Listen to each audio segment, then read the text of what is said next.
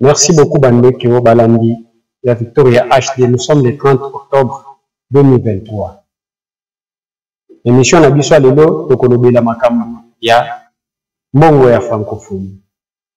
Nani alie mbongo ya francophonie? Botika na biso bokoyeba nani alie mbongo ya francophonie. Biso nyonso tosepelaki francophonie ebani. Du coup, to baluka boye francophonie mbongo zomonana. Babi mbongo bungi.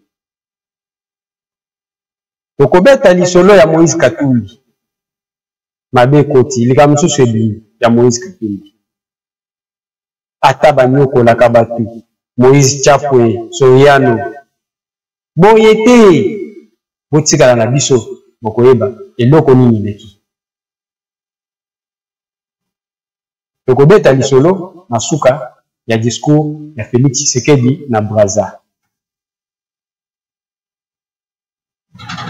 Avant to bande émission na biso na kosenga bino bo s'abonner na chaîne na biso Victoria HD, Victoria Media et kosala biso mwa bien. Tozomona bato bazo s'abonner et bo continuer ko s'abonner. Ceux qui ezamba na liboso ya kolanda biso s'abonner avant to bande émission na biso comme ça to continue. Merci beaucoup. Bande konangai. Dossier ya francophonie et yaki to sepelaki bisotu na francophonie.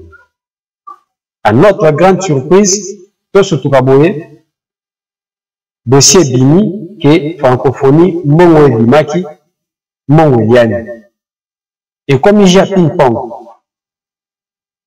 côté ministre de la finance, après s'il soit chiffre comme ça, côté organisateur, il doit prendre après s'il soit chiffre comme ça. Peuple a tiré un suspense. Jusque là, toujours il battait que vérité à côté.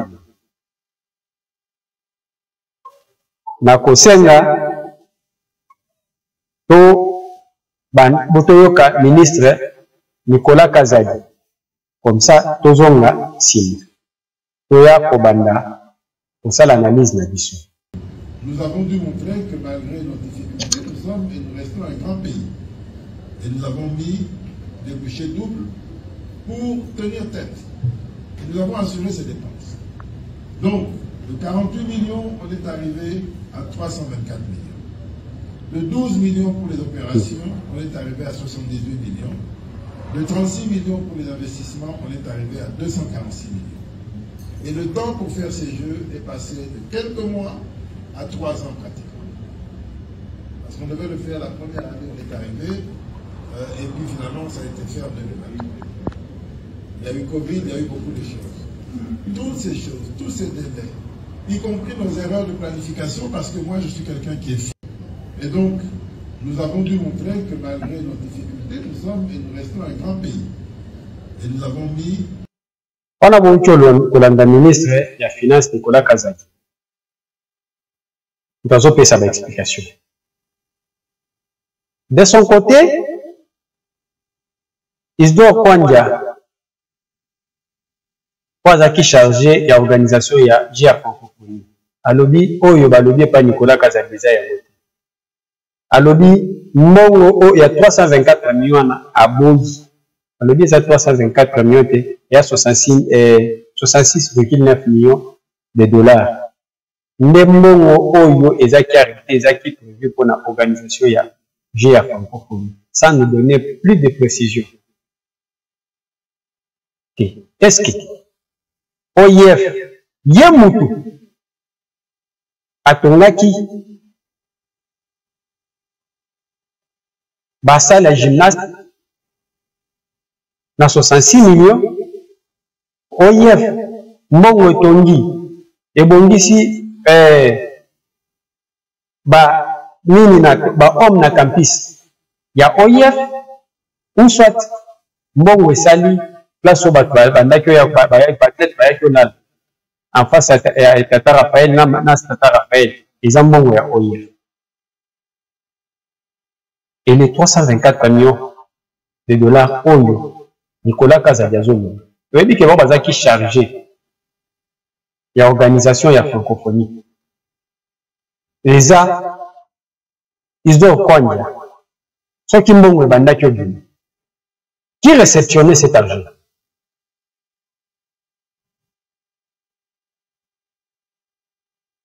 C'est là où on se pose la question. Avec ça, on a l'indi, Cour des comptes, enquêté. À la Ponamoni, ils ont quoi dire qu'il a lobby avant de travailler dans l'IGF.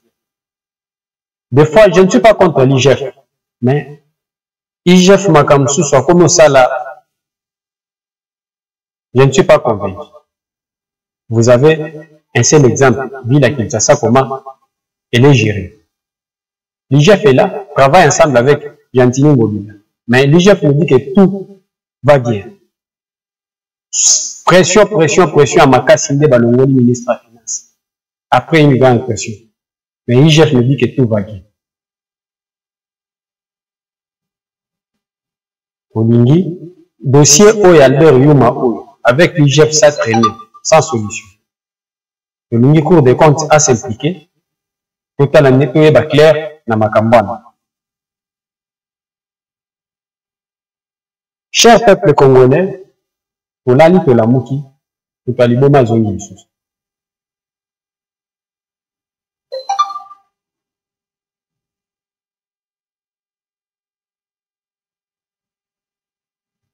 Ceux qui bomoni makamsusu, ezoleka, il faut qu'on kimango.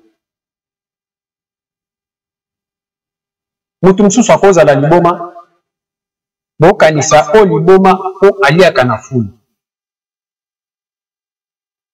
Po asimba kabilamba sokola kati. Mais dans ces pays, on a des fous. Po batambolaka, mais bazo miye bate que ce sont des fous. Basé délai.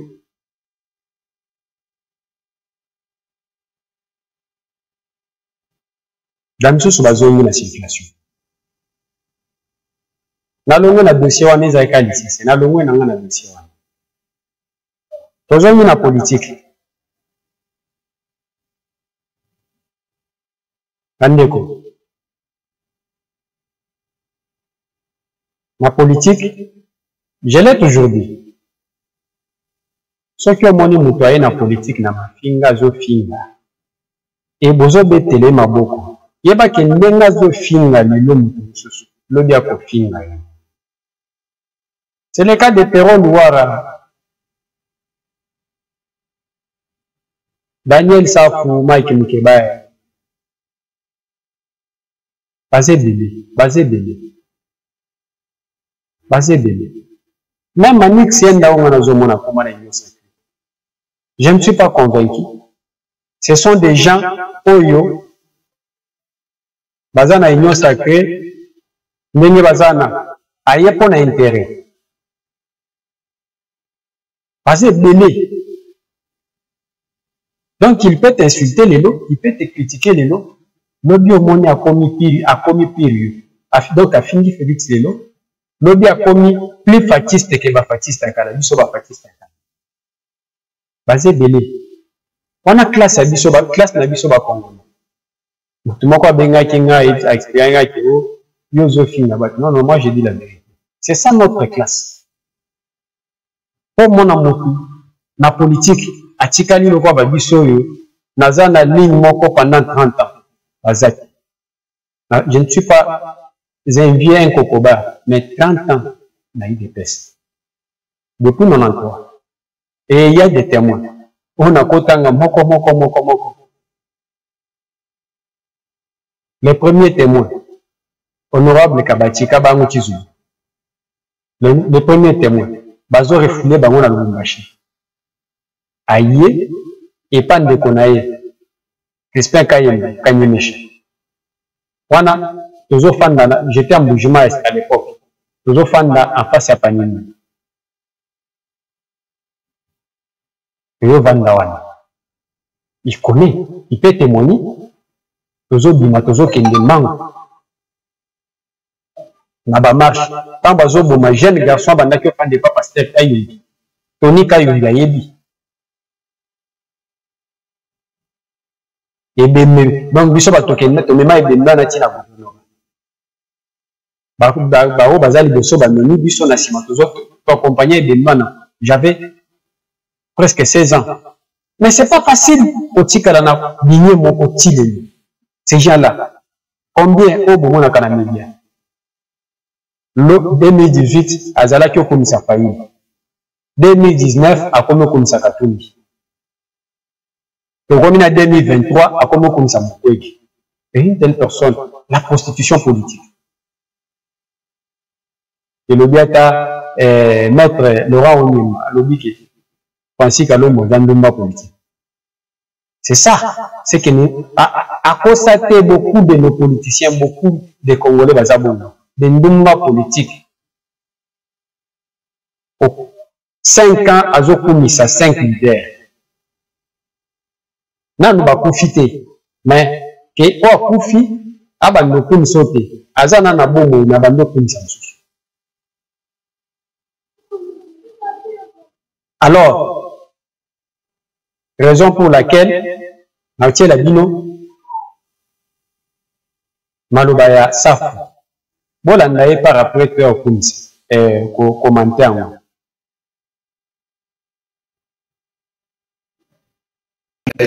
Tika politique na bambu la yo na ebishiwa webi ngai na bomba mitruwa mo na tika lo yoka Martin Fayulu pasa tangi kombo na ngate na tika lo yoka mutu moko te na lapi nga na pasi na yoki Martin Fayulu akosola te funa zala nyama to musenzi nena ndo komisa Martin Fayulu tala na loba na émission na bike to ko komisa nzoku to ko tie levi bon hôtel avec émission.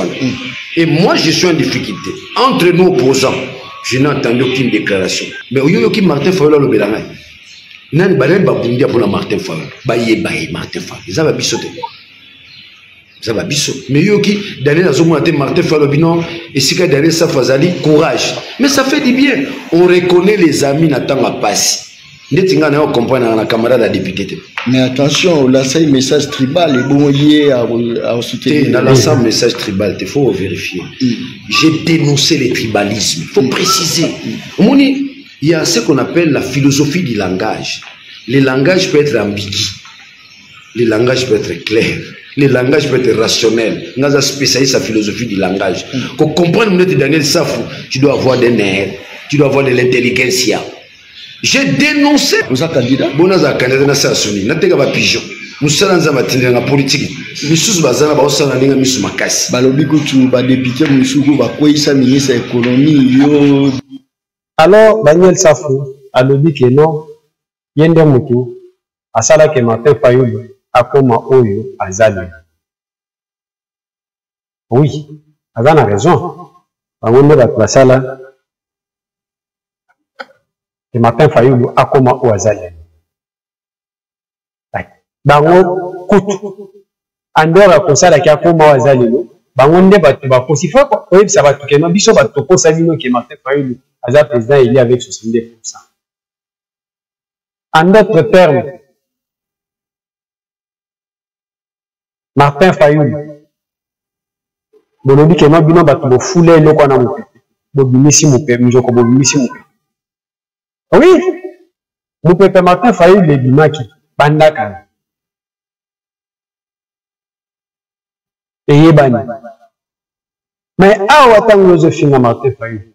Martin Fayulu peut affirmer que vous êtes des immoraux. Affirmer que Katumbi est immoral. Ce sont des voleurs patentés. Est-ce que Makambo Martin Fayulu a l'obaki? Ezaya solo to ezaya lokuta. Peut-être na ebike yangonde pesi bino kanda po bofinga Martin Fayulu. Pour la vérité, il dit bino. Dans un côté là été. Est-ce que pour vérité oh ya lobi son élimination ngape na ka Martin Fayulu. Lui qui a dit que non ba msusu na baza moralité zéro. Mais lui aussi moralité za zéro pour il y a 40 000 $ à Kimbuta. C'est ça aussi la moralité. Ce qui est lié à corruption. Donc, tiens, immoral comme eux. Mais na compte na bino. Ba dossier est belé à cité. Dans cette vidéo, quand moko amuke, toko tana scandale à Moïse Katumbi. Holanda. Qui peut m'aider à récupérer l'argent. On n'a pas porté plainte parce qu'il n'a pas de conditions pour voyager. J'ai besoin aussi partir dans les autorités américaines qu'on doit te témoigner que vraiment que monsieur il a signé les documents qu'il ne pouvait pas vendre l'avion. Après, il a vendu. Oui, il a signé au département d'État, pas dans un ministère, dans le département d'État, dans la Maison Blanche. Il a signé les documents. J'ai besoin d'aide. Ça, c'est un homme qui n'est pas correct. Lui, c'est un escroc. Comment lui doit être président d'un pays? C'est pour ça qu'il a beaucoup de problèmes avec les Mazembe, avec tout le monde. Mais le principal problème, c'est mon problème. Que les autorités congolaises doivent m'aider à montrer au peuple qui est Katumbi. Ces monstres que vous avez dans le pays. Le moment que nous parlons, l'avion était réparé. J'ai gaspillé 500 et quelques mille dollars pour faire l'entretien d'avion. Les Américains, ils ont pris l'avion. Ils ont amené. Ils ont saisi. Malgré que je n'ai pas l'argent pour enlever ce dossier. Je compte la justice. Je compte beaucoup.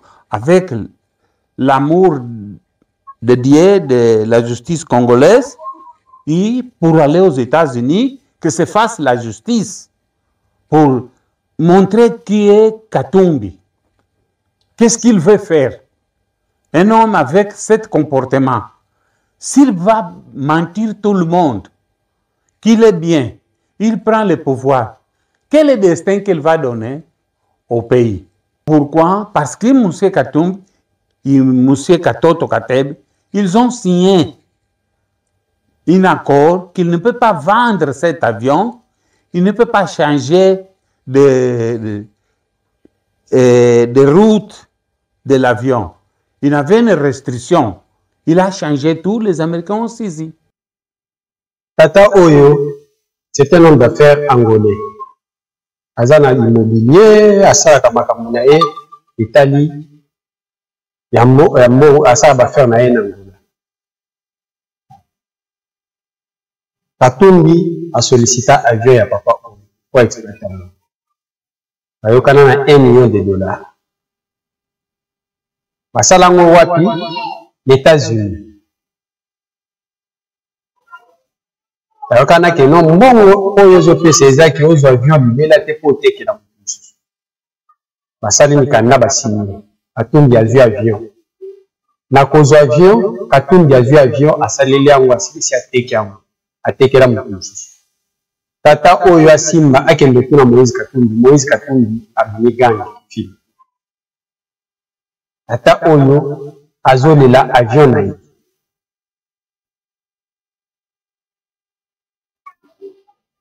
Président Oyo, il y a Daniel Safou.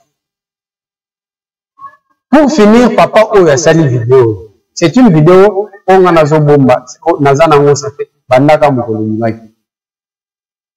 Asali ngo le 8, le 12 papa, le 12 juin papa Oyo a couché. Aba circonstance mususu Oyo ebaniki.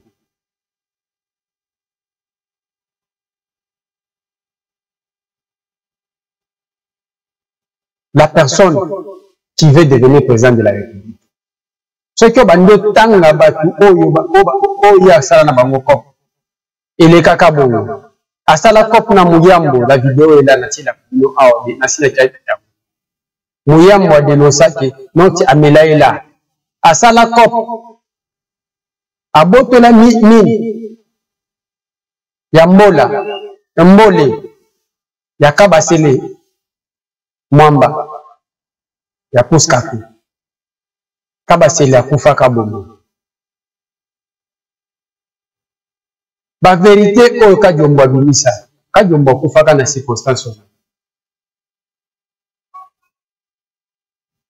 Tout ça, c'est le monsieur qui veut devenir président de la République. Le monsieur est allé même jusqu'au niveau. Il y a Kozwa Coupe, il y a Vita, Club. FIFA, tribunal de la FIFA et 4 qui est 9 fois zone coupe. Aboya Kozoni sa coupe. C'est un monsieur, vous voulez que ce monsieur-là devient président de la République? Non. Ça fout. Il faut Boyoka quand même sauver. Boyoka sauver. Je crois que quand on a pour ça, la vidéo à pourquoi on a makambo de canako constitutionnel, donc on peut ça d'une information. Donc on peut ça tous les cas. Dans le discours, il y a le président de la République, dans Congo Brazza. Il y a une partie très importante où il faut attaquer dans le discours. Commune et mutuellement avantageuse. Mesdames et messieurs, avant de conclure mon propos, permettez-moi de réagir à la très brillante prestation de notre frère le président William Ruto, qui malheureusement s'est un petit peu déplacé, mais également de notre frère le président Brice Oligui, sur la nécessité d'être unis et les avantages qui en découlent.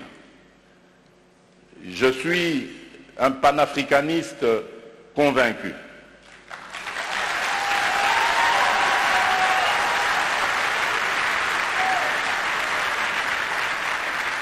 Et je suis vraiment rompu à cette conviction. Et lorsque je suis devenu, c'est ça la preuve d'ailleurs, lorsque je suis devenu président de la République, il y a presque 5 ans maintenant, la première destination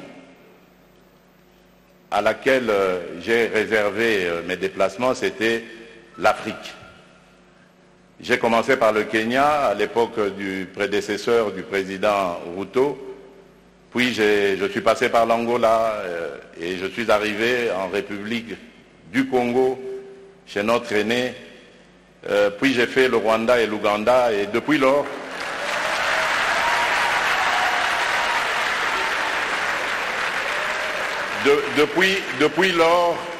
depuis lors, j'ai parcouru et visité tous les 9 pays voisins de la République démocratique du Congo.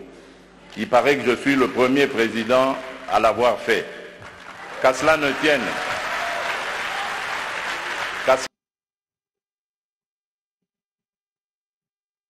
Alors, na place oyo, mokonzi mboka a expliqué tango azaki bokonzi, contexte oyo azwelaki bokonzi. Ndenge atambolaki na ba pays voisins nyonso mpona koluka kinga. Ba voyage oyo abandaki osala, oyo babandaki obenga Chilombo voice, Chilombo abandaki kotambola mpona koyeba keno qu'est-ce qui fait que biso na Congo et surtout na Est, nos compatriotes va continuer à kokufa, des innocents qui meurent, bazotika bana ya bitike, ba orphelin, bazotika ba papa bazotika la, basi bazokufa, ba maman bazotika la, libali bazokufa. Et l'oponi mezo sala, ça fait 25 ans. Pour la solution à l'amiable. Petit pour isa manduki. Pour la solution OESA pacifique. Raison pour laquelle atamboli na ba pays no soin. Les explications oyo azopesa bandeko tolanda. Cela ne tienne, mon but était de parler à tous mes interlocuteurs, mes pairs, de la nécessité que nous avons de vivre en paix, de vivre unis et de développer des projets qui vont être à l'avantage de nos populations respectives. Et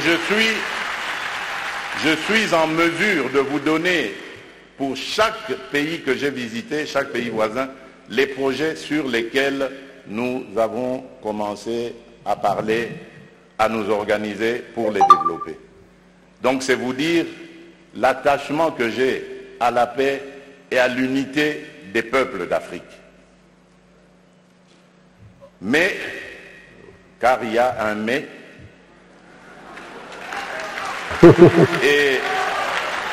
et là je voudrais vraiment m'excuser de tempérer un peu l'enthousiasme qui a été le nôtre lorsque nous avons suivi le président Ruto, pour dire malheureusement nous sommes loin de la réalité. Parce qu'en ce moment, par exemple, où nous parlons de ce sujet très, très important. Permettez-moi que nous ayons un casque pour nous ayons un retour à Wati. Nous avons un casque. Mokonzi mboka yango na expliquer ayebisi bango ki akoki kotanga bango projet oba sololaki. Oui, aussi to sala nango ba émission début. Neti na Brazzaville les a problème à au sala pont et katsa Brazza et relier biso Congo et Kinshasa na Brazza nango na nini na Uganda il faut basala nzela bunagana et kotati Uganda oyo bimisi makelele oyo nyonso Kagame asilikeli na Rwanda ayebisaki ete non loko bino boyaka na moyibi boya koyiba or boya kotia baizina bino ya or awa bozwa biso mpe totikala me tozala na kimia na Zambie bozomona bamini projet ya kobal te oyo bautaki osala dernièrement avant ya kodéposer candidature na Angola même chose construction ya rail ota lobito eketi na lobito biloko donc nde ba projet oyo aya vision na ye po ayelaki mais tellement ke bandoki basepelaka te nde bomoni. Et c'est là, je crois, que nous pourrions parler d'abattre nos barrières, d'effacer les tarifs douaniers, etc. Tout simplement parce que malgré nos engagements, rappelez-vous, à l'Union africaine, l'horizon 2020 était l'objectif pour faire taire les armes en Afrique. C'est devenu une chimère. Et nous ne nous en offusquons pas. Nous ne condamnons pas. Et tant que ce sera comme ça, il faudra oublier toutes les bonnes initiatives telles que celles préconisées par le président Ruto. Nous devons avoir le courage de nous regarder entre Africains, les yeux dans les... On ne condamne pas. Basangisi bango nyonso le président africain. Baïsi bango bossa la déclaration contre la Russie qui a agressé l'Ukraine. Mais ici en Afrique, le Rwanda, Grèce, la RDC, aucun président africain a Tikala Kokosolate qui a condamné Rwanda. C'est ça l'hypocrisie. Pourquoi ici Bango en face? En Afrique, ceux qui nous avaient colonisés, divisés, aujourd'hui ils ont compris le sens de la paix. J'en veux pour preuve la France et l'Allemagne, pour ne citer que ces deux pays, qui étaient les meilleurs ennemis dans le passé et qui sont les meilleurs amis aujourd'hui, le moteur de l'Union européenne. Tant que nous ne réfléchirons pas comme ça, eh bien ces gens-là, ces amis, ces partenaires à qui nous rejetons toujours la faute, ils continueront à nous prendre pour des irresponsables, ils ne nous respecteront jamais.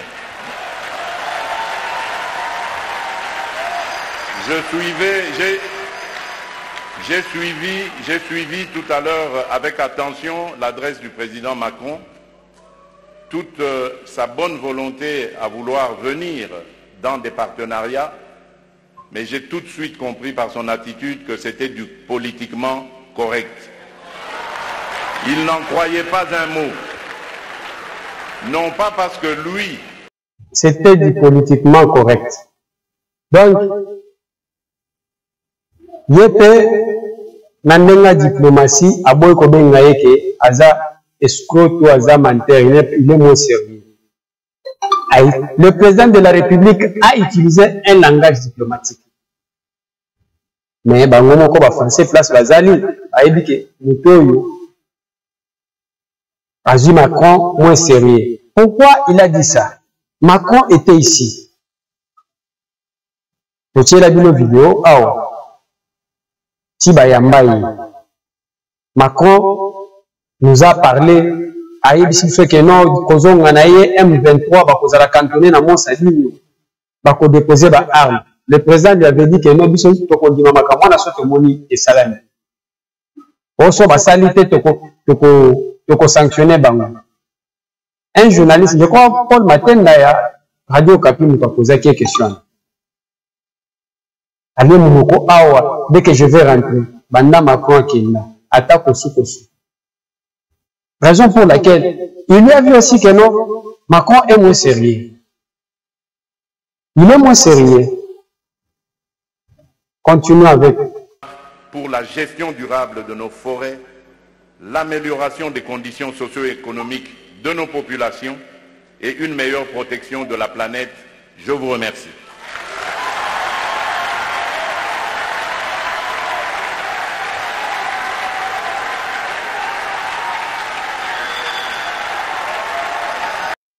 Donc, na minute mouke, à lobby et belé.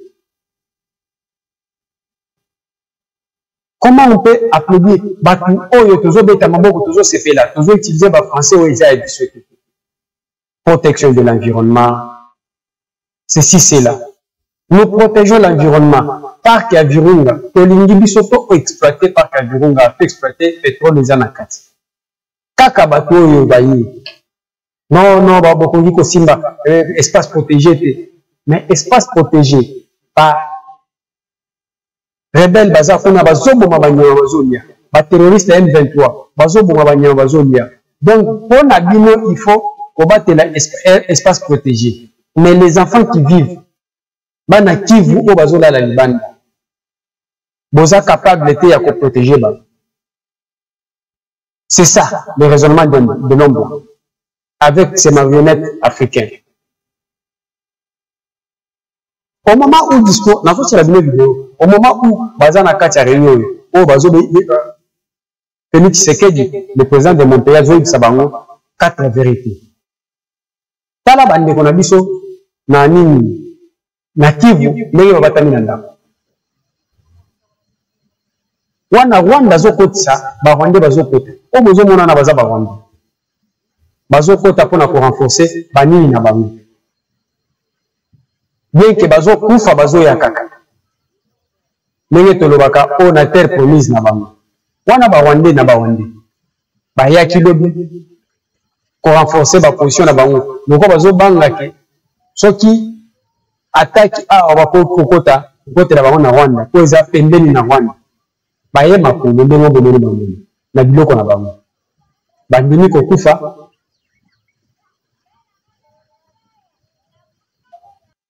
C'est là où on devrait voir un blanc condamné.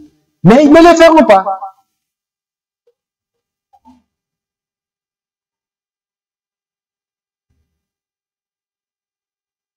Tant la biso est touché, tu le dis 4 minutes déjà.